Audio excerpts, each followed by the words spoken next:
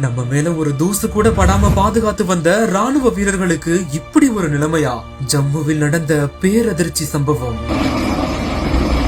200 அடி பள்ளத்தாக்கில் கவிழ்ந்த இந்திய ராணுவத்தின் ராணுவ வாகனம். சம்பவ இடத்திலேயே உயிரிழந்த 10 ராணுவ வீரர்கள்.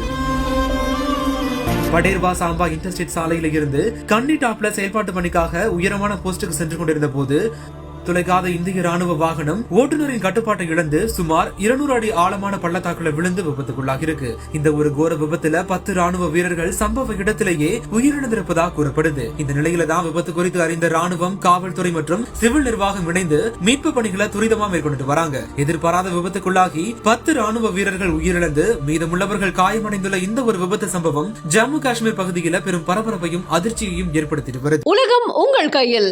மாண்புமிகு தமிழ்நாடு முதலமைச்சர் திரு மு க ஸ்டாலின் அவர்கள் 10 லட்சம் மடிக்கணினிகள் வழங்கும் மாபெரும் விழா.